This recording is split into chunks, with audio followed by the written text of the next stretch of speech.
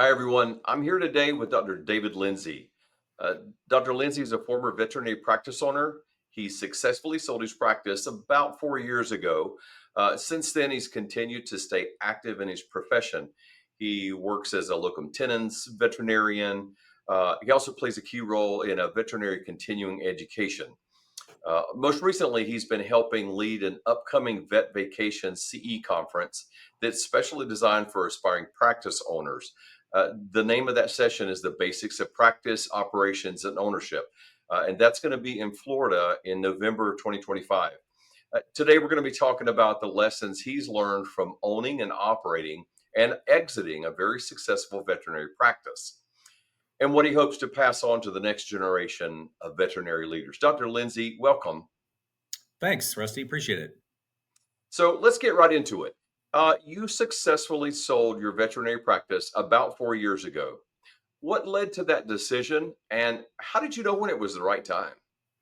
Well, just to clarify things a little bit, I had two practices. One was a emergency 24/7 specialty clinic, and one was a general day practice. And both of those operations are very different, and they operate differently. They're staffed differently. The financing is different. The staffing is different. Everything's different. So I kind of got my root about 20 years ago in emergency medicine and opened the veterinary hospital initially before expanding into the general day practice. I'd been considering my exit strategy for a couple of years at that point, and had actually been through a couple of situations where I was trying to sell the practice. I guess we have to talk about things in two time frames. One is pre-COVID, and one is Right, post-COVID. right. In pre-COVID, things were very, very different. I actually had a practice valuation done at the time for my emergency practice, and then for my budding general day practice, which was in construction at that point in time, but hadn't yet been opened, and did not have very many corporate people that were particularly interested in it.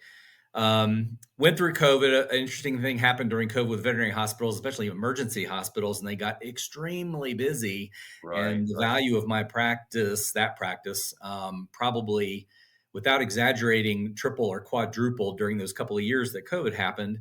Um, and then certain economy issues and things developed during that time that I was contemplating sale. I had a couple of associates who I'd entered into an agreement with, which was a 5-year agreement. We were halfway through it at the time that I began speaking with you. And my intention was to work out that 5-year plan and have my two associates buy in as part owners. Um, but due to interest rates and the general situation with the economy, if I was considering doing this, I should do it now and not wait the extra 2 to 2.5 years that my contract with my associates would have taken to run its course and mature. And that's actually kind of what triggered things. I think practice values were at their absolute peak right about that time. Right. And of course, we didn't know what was going to happen after that. But the interest rates for refinancing loans and all this kind of things. It was just an ideal situation, and that's kind of what the deciding time was. Yeah, I know that the location of your practices was a big factor too, especially with COVID. There were a lot of people who decided they were going to work remotely from then on. And in the Western North Carolina mountains, that was a beautiful place to go. If you had to be alone somewhere, I know the residential real estate market tightened up significantly, where there wasn't literally a room that was available at the time, Right. and people brought their pets with them from states that they were trying to leave and relocate to. And so I know that played a role. Did you see that as you've kind of looked around nationwide? Was that everybody getting pets because they were at home, or was there a extra surge into those areas that maybe people traveled into? I think all the veterinary practices got busier, but the emergency clinics in particular got inundated and overwhelmed nationwide. And this is not something we foresaw coming, and not entirely sure what fed that whole growth phase. I think a lot of it was probably general practices not being fully available or open their normal hours during that time. I think it was a lot of people staying home and wanting to get their COVID pets is what we called them at the time. Right. Sure. I'm not sure exactly how to explain that phenomenon that happened during COVID as far as the emergency clinic um, caseload increasing so dramatically, but it did. And it wasn't just us. It was, like I said, it was a nationwide sort of process that we just didn't see coming and didn't think it was going to continue, although it kind of did after a couple of years dealing with COVID. And then it never really subsided dramatically, and that's been several years now. So I don't know that we ever came off of that peak that we experienced during that time frame. So I know that before COVID hit and the perfect storm, literally around whether to sell or not sell for you, and all those factors that entered in that you've alluded to. I know you had been thinking about building a practice that was built to sell and adding value for some time. So could you talk a minute about some of the steps that you took professionally and maybe even also personally to prepare for this very successful practice sale that you had? Well, I think we had positioned ourselves in such a way to make the emergency practice, more um, a better situation for a corporate buyer to participate in. The general practice was just born out of our need for seeing a lot of non-emergency sort of cases in our Right, community at the emergency clinic, and just running out of space, and wanting to expand into a kind of a different but a non-emergency sort of situation. And so the general day practice was basically born out of necessity, right. just for the sheer number of cases that we were seeing. And this was actually pre-COVID, because um, that was just getting open right about when that time happened. And so I think it put us in a good situation geographically, just because of where we were located, and also because the emergency clinic and the general day practice were side by side, just to be able to allow those services in the community. I think that probably helped. Um, I couldn't convince the corporations before the general day practice open of what the general day practice could be, and corporations aren't big on um, aspirations and hopes and goals. They want concrete Sure. numbers, and they need Right. production numbers. So at the time, before the clinic was even open, they were not really even interested in soliciting an offer, just because the practice hadn't even opened at that point. So. So when you started this aha moment, I guess that well, maybe now is the time to really consider this. I know that you had a team of professionals that you had been working with so far. How did that team of professionals maybe stay the same or maybe change throughout the transition out of the practice? Yeah, well, we had a team within the clinic, which was myself and then our practice manager, who was instrumental in crunching numbers and getting all the paperwork and everything together. And then we had a team outside the clinic, which was an attorney, a banker, a financial advisor, and I believe that was probably it. And then, of course, the corporations that were soliciting offers.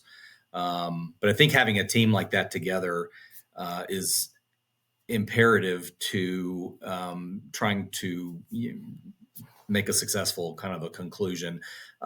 Having somebody such as yourself, who was able to, and you used the word shepherd when we first started to get into this process, but I think that's a Mhm. good descriptive word.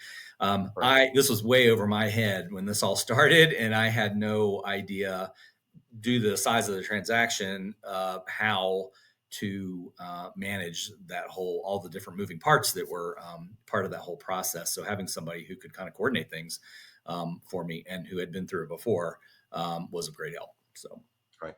And without kind of getting into all of the details surrounding your relationship that you'd had long term with the CPA was very helpful Mhm. in building out that fact group that the purchasing practice would have to make sure that the books were clean, the books were easy to understand, the profit Right. margin, all of the numbers were good and solid, and that CPA firm was there start to finish through that. But adding the attorney in who was able to look not just at the transaction, but also to look at its impact on uh, things that might impact your estate planning, I thought was a very valuable resource that you and your wife both went through some real eye-opening experiences with that. Would you share just a little bit about that part of the experience? Yeah, I mean, we're dealing with large amounts of money from this purchase, and um, being able to reliably and responsibly know what to do with that, and then also steps to take, in case something were to happen to me or my wife or both of us at the same time, is largely where the attorney came in, as far as kind of estate planning sort of items to help us work our way through that. 'Cause prior to this whole experience, we didn't even really have a will, um, and just making sure that everything is legally in line and in place, and just in case something were to happen, to make sure that everything was legally binding, and all the paperwork assigned and everything was in order. I think was an important part of the whole process. Is there anything about that process from making the decision to go all the way until you walked out the door and said, "That's it," that really surprised you or it caught you off guard? I mean, I guess just the size of the transaction and the number of people that needed to be involved in it, and the amount of paperwork that we went through, Mm, um, yeah. that the corporation required prior to purchase, understandably, was pretty in depth, and that was a little surprising. I guess we had a checklist to begin with, and it was Right. pretty involved and Yeah. got deeper into our finances and operations than I had ever been. It was a good review, Yeah. but certainly they wanted to know what they were buying. And, Yeah. there's a lot of paperwork involved with that too. So that was a little bit surprising on my part, but So you stayed on and managed the operations for a season, and then I think you relocated, right? Maybe you can share a little bit about that relocation and what that yeah, was part like. of the purchase contract required that I stay on for 2 years. So I did 24 months after the closing of the purchase, which I understand they don't do anymore. Although at the time it was, Okay. in fact, they told me I was the last person that they had required to stay on for 2 years. I feel Yeah. like that's an important part of the transition process, Sure. but they must feel like it's not that important. But I feel like it did help our practice as far as making that transition before I stepped out. And then we relocated to Montana from North Carolina. So it was some Okay. property that we purchased a number of years before, and maybe that partly drove my desire to finalize my exit strategy, but it certainly didn't hurt. And so I basically retired here, and we have a ranch, and that's been keeping me busy. And I've certainly been able to do things now that I wouldn't have been able to do when I was working full time, just because it's so time consuming. But it's been a nice change of scenery, literally, and a different kind of lifestyle and pace of things, which has been comfortable. And I also wanted to retire at a young enough age that I was able to do some of these things. Right. I have some associates who told me that they would like to practice till they're 100 years old, and not sure I understand that mindset, even though we love what we do. But there's certainly other things out there and things to do and hobbies to explore and those kind of things. So. Well, you may have time to explore the hobbies, and you may have been doing that, but you've also not quit practicing veterinary medicine. Talk a little bit about that now. Yeah, I feel like I retired, I sold the practice when I was 56 years old, and I feel like that I still have a good bit to offer. I still do enjoy practicing, and I know people told me years and years and years ago that had sold their practice or retired and were doing part-time or relief work, that they really enjoyed doing the vet work without having the headaches of practice ownership. I Right. didn't Right. really understand that at the time, but it's become much more apparent to me as I've eased into retirement. So I do. There's about 3 clinics here locally that I do some relief work at, and I end up working about 2 days a week average, but it's on a relief basis, so it's not anything regular. It's sporadic, but it ends up being about 2 days a week. Just small animal practice, and I'm definitely the elder at all of these practices, and all of the other veterinarians there are about 20 years my junior, and they see me as the tribal elder, and use my wisdom, and so it's been kind of interesting to be the the smart one for a change, and or at least just have the years of experience that is available and useful for some of these other folks. But it's really nice to work and not have to worry about, as I mentioned, the headaches of practice ownership, which are numerous and many. And once I leave for the day, I'm done till my next shift, and there's really not any of that constant, 24-hour being on call sort of feeling that comes with practice ownership. So, I know that through the state association, you served a lot as president and then several other roles, and you were still in North Carolina. You were handling the continuing education portion for the state association. Well, you turned that into another venture. You want to talk a little bit about that? yeah, I was the continuing education coordinator for the North Carolina VMA for about 10 or 12 years. And I really enjoyed conference programming and planning and things like that. And I thought, well, after I retire, I wonder if there's a way I could utilize those skills. And I did stumble upon a continuing education provider. And I connected with them, and they were at that time looking to expand and hired me uh, as the sponsorship director for their organization. They coordinate about 25 meetings a year all over the country and some international locations. So I get to travel a little bit. I help run some of the programs during the course of the year, get to do a little traveling. Most of it's all done remotely because I can do most of this from my home. And it's recruiting sponsors and various different sort of things associated with that, with that business. And that's kind of where that business conference came into play in November. All of our conferences are medical based. This is the first one that we've done that's more of a business sort of angle, but its goal is to try to encourage maybe younger veterinarians into thinking about practice ownership as opposed to the corporate route, which a lot of people pursued over the last couple of years. And so we tried to assemble a fair number of different resources that people could utilize as they're maybe planning to either buy an existing practice or start a practice on their own. So that's been a fun little side, very, very part time, but it can do it, in the comfort of my home and at my own schedule. So that's been nice to contribute in that way. I know you and I talked, a handful of years ago about the absence of really how to manage the business part integrated within the personal life for a practice owner. All of the things that the reason you're building a business, not just practicing medicine, but also to have something that you can have for your own financial independence someday, and what that looks like, how to structure all those things, and how to really not make mistakes or miss opportunities that are out there.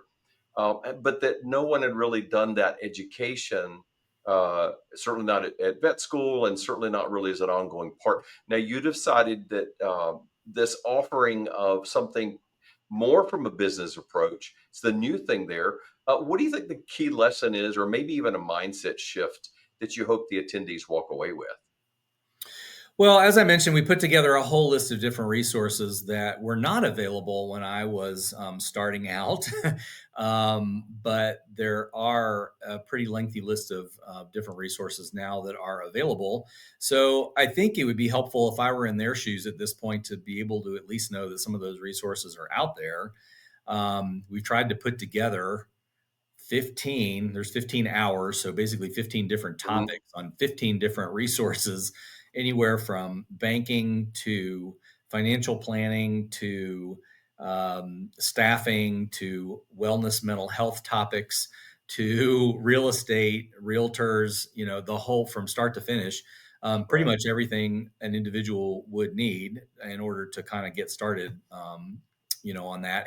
And so I would hope that the participants would come away, feeling like they have the contacts that they would need in order to kind of get things up and rolling. A lot of which were not available back when I did this, certainly, or if they were, I wasn't aware of them. So I think having them all in one spot or one location probably, I would hope, would be really useful for those folks. So, for those folks who are associates or maybe even upcoming graduates who are thinking, maybe I'd like to have a practice, or I have no idea what it's going to take to get into one. Even maybe a seasoned senior veterinarian who could see that as a way that they could build wealth and that they could add value to junior associates, as well as to their family. Somebody who wants to get involved in that, how do they find out about where this continuing ed program is? Yeah, so certainly this particular one is information is available on our website, which is the vetvacationce.com website, has information on the program. And one of the clinics I do relief at now has a vet student working there this summer while she's off for school. So she's getting an eyeful from the very beginning. She's been through her Right. first year of vet school, but I can tell she's kind of keeping an eye on the owner and trying to glean some details and some pointers off of what it's like to be a practice owner. And her comment to me the other day when I told her what I was doing was, so that's what retirement is? And I said, well, that's my retirement. And what I do Right. now is like being on vacation compared to what I used to do. So Sure. hopefully she's getting that, that perspective as well.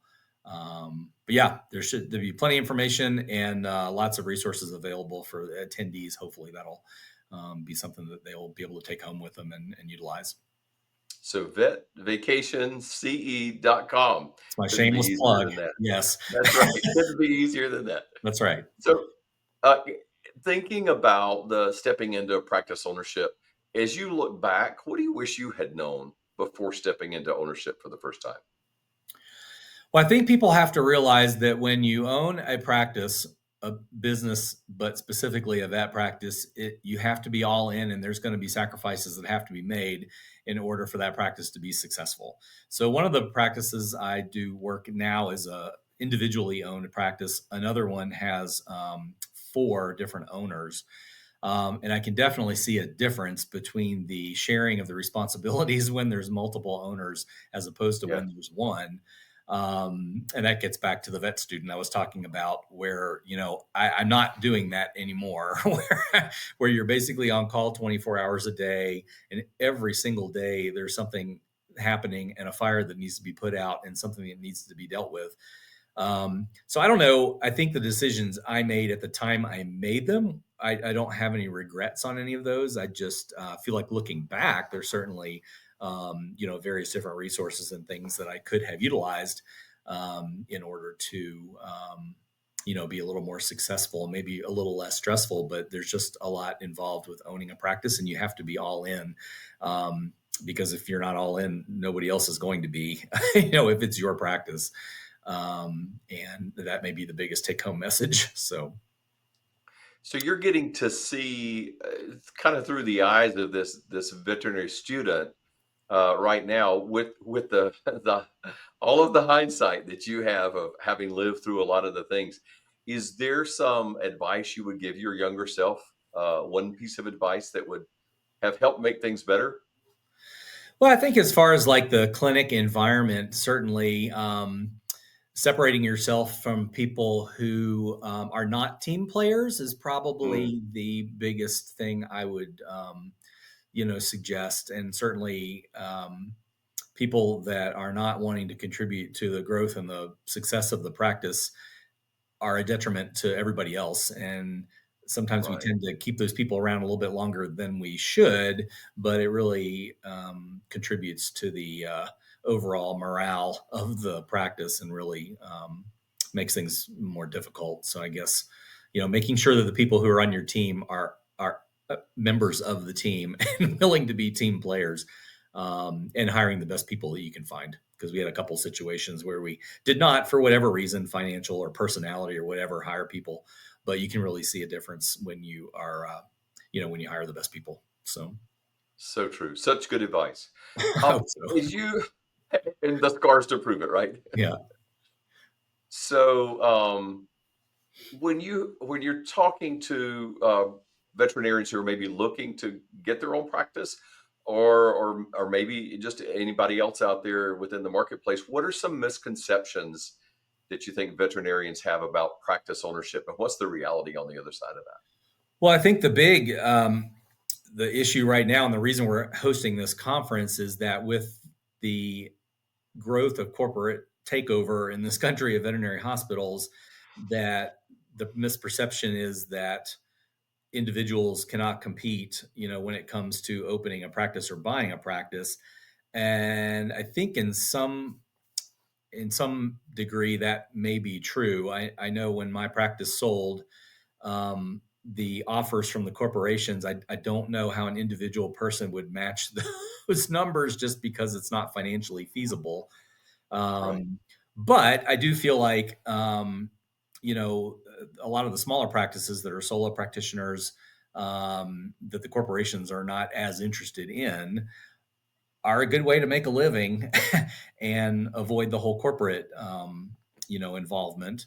So I guess the biggest misconception is just you can't do it. But the purpose of the conference is to show that you can, and at least there are 15 sponsors that feel like that's you know a doable sort of a situation, as long as you have the right resources and the right support system. So that may be the biggest concern.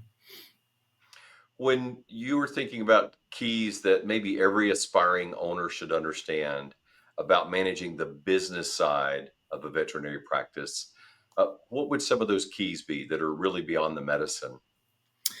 Never work with your spouse in the practice. Surprisingly, that happens frequently, and it just never goes well. And I say that half-heartedly, but seriously, uh, causes a lot of discontent among the staff, and is a concern. And again, getting back to trying to find people who are team players, um, maybe removing people who are not team players and like to stir the pot, because there's always some of those, and that always, I think, strengthens the practice if you can make everybody a cohesive team instead of having people that are trying to not reach that goal. Um, and certainly those are the big things, I suppose. Making sure that everybody's working towards one goal. When you think beyond the personnel and you think about the business systems, and I mean even something as simple as like, what credit card machine do I use? And all of those business owner issues that you dealt with at the practice, are there any of those things that you see, uh, kind of some key principles that you learned about that the business operations side? Well, certainly, I think most veterinarians would agree that we don't get trained in that in vet school, or we didn't when I was in vet Mm, school 32 years ago. I think they probably do a little bit better job of that now, introducing business topics in vet school before veterinarians graduate. Still, I don't think it prepares you for um, all of the. Everybody comes out of vet school fairly well prepared in the animal care, situation, but are kind of thrown in when it comes to all the business decisions that need to be made. I would say having a practice manager who mm, is experienced and comfortable with that. Many of them have a veterinary background. Mine did. She came from a technician background and then moved into practice management. Many of the practice managers now do not have veterinary background, and I oftentimes wonder whether that's a benefit or a drawback. I think sometimes, from a business perspective, not having a medical background probably helps make some of those decisions. right. Um, but at the same time, I feel like having some medical background to some degree probably does help a little bit. But I think having somebody who's comfortable, making those decisions, and work with you as a partner probably is critical. So. Good advice. Good advice for sure. That successful blending of understanding of what's going on in the medicine part of the practice, as well as what needs to be happening in the business side of the practice. That's a rare skill. Yeah. I know the person that you relied on greatly, and they did a great job of Yeah. helping blend those two together. It was a gem for sure. For those focus excuse me, for those who are focusing now on thinking about their own exit, maybe other practice owners, you share a little bit about your journey, and I thought it was interesting that you said, well, that's the one that you chose, and that people can choose a lot of different ways of handling life after their exit. What advice would you give somebody who's starting to consider that now, or maybe even really really close to having their own exit from ownership within the next few years? Well, I know that there are some people that their work is their life, and that's all they do and Right. all they know. And Right. kind of feel somewhat sorry for some of those people that don't have a lot of interests outside of veterinary medicine. And I guess for those folks, if you're going to work till 100, that's fine. If you really Right. don't have anything else that you are interested in doing. But as I mentioned, we have a number of livestock and horses and chickens here at our ranch in Yeah. Montana. And I figured out the hours I spend toward working and taking care of them the other day. And it's basically a part time job. And it's really, we couldn't have had those things in North Carolina, but I couldn't have had them while I was working full time. And these are all things that I have numerous outside interests, and just wasn't able to explore them really fully while I was working. But I'm glad to have the time now to do that. So I think if people have other interests and other topics, that certainly trying to retire at an age to where you're young enough to be able to enjoy some of those things is probably important if you can. Um, if your goal is to work until you're 100 years old, then I guess you do the best you can. But I Right. feel like other opportunities are going to be limited in that situation. So, but So I've heard the phrase used before, not just retiring from something, but retiring to something. And that sounds like what you've really mastered very, very well. Well, I've had Anything, several people worried about retiring because they ask me, "Well, I'm afraid I'm going to be bored and I'm going to sit around and not know what to do." And I suppose there are people like that, but I think if you right, have other interests outside that I'm busier now, I feel like, than I was when I was working, doing different things, right. but still staying busy. I think if you have them get a ranch and move to Montana, they'll find plenty to do, it seems. There's no shortage of things to do. My days are full, so. Well, Dr. Lindsay, as we think about wrapping up, are there any other last things that come to mind that you'd like to share with someone who may be looking to exit their practice and want to make sure they do it really well? Yeah, I mean, I don't regret doing anything that I did, and I think everything worked out for the best. I certainly would encourage people, and I probably should have done this a little bit earlier in the exit strategy process, was to make sure you know what all of your options are. Mm. I think in retrospect, if I had known that the sale was going to happen when it did, I don't know that I would have entered into an agreement with my associates, which we were just 2 years into it. You know, for that.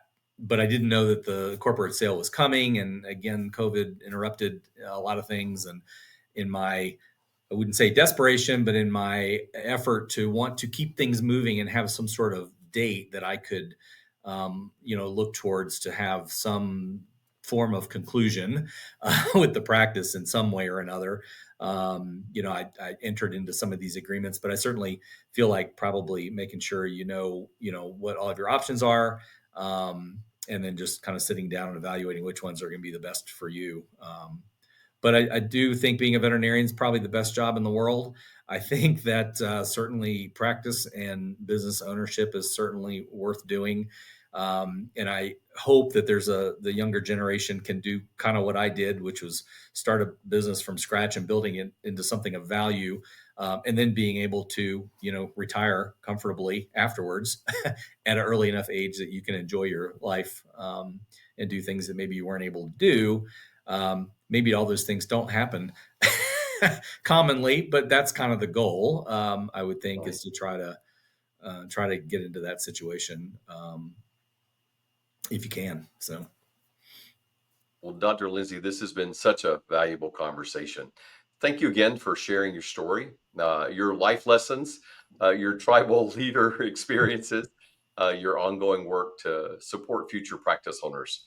For those of you who are thinking about practice ownership or maybe how to better run your practice, make sure to check out the Vet Vacation CE for November of 2025 and mhm. on practice operations and ownership. It's shaping up to be a great opportunity to learn from those who have walked in the path and also who are there to help along the way. Dr. Lindsay, thank you again. Appreciate it so much. Thanks. Appreciate it.